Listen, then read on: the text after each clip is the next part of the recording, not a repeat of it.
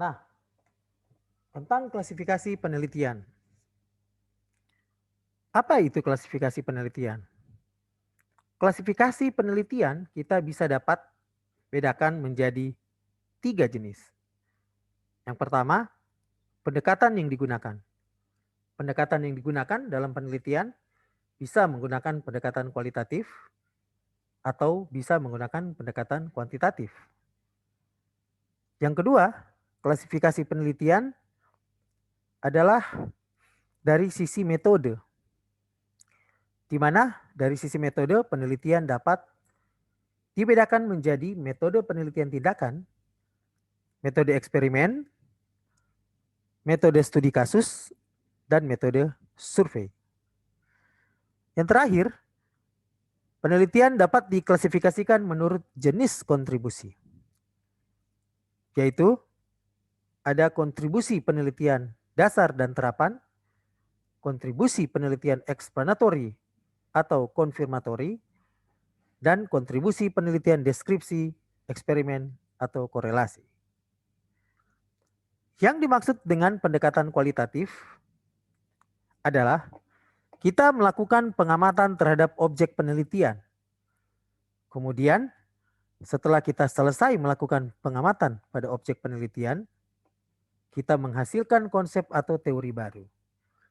Jadi pendekatan kualitatif itu memulai dari pendekatan khusus, kemudian menuju kepada pendekatan umum.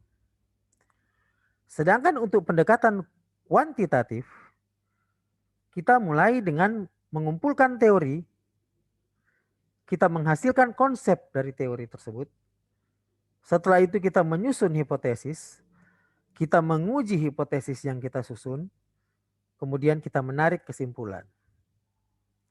Jadi pendekatan penelitian itu secara kualitatif ataupun dapat dilakukan secara kuantitatif. Pendekatan kualitatif dilakukan di bidang sistem informasi dengan metode penelitian studi kasus dan survei. Sedangkan pendekatan kuantitatif menggunakan skala numerik berbasis pola alur deduktif dan induktif. Untuk metode penelitian, ada yang namanya metode penelitian tindakan, studi berupa monitoring atau pencatatan penerapan sesuatu oleh peneliti secara hati-hati. Biasanya dilakukan di bidang pendidikan. Kemudian jenis yang kedua, metode penelitian eksperimen yang berupaya untuk menginvestigasi hubungan sebab akibat dengan menggunakan uji coba. Biasanya dilakukan di bidang sains dan di bidang teknik, termasuk di teknik informatika itu. Kemudian metode studi kasus, ini contohnya eksplorasi satu situasi secara mendalam, sering dilakukan di bidang sistem informasi. Dan yang terakhir, metode penelitian survei dengan melakukan pengumpulan data populasi yang bisa diukur. Ini melibatkan kuesioner dan interview. Yang terakhir, jenis kontribusi.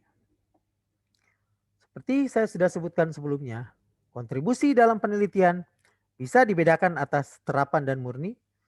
Murni terkait dengan penelitian ilmu dasar. Terapan itu adalah menerapkan hasil kajian yang telah ditemukan dalam ilmu murni. Kualitatif dan kuantitatif sudah diterangkan sebelumnya. Explanatory dan konfirmatory. Explanatory mencoba menjelaskan sesuatu, konfirmatory mencoba mengkonfirmasikan sesuatu. Demikian yang adalah klasifikasi penelitian.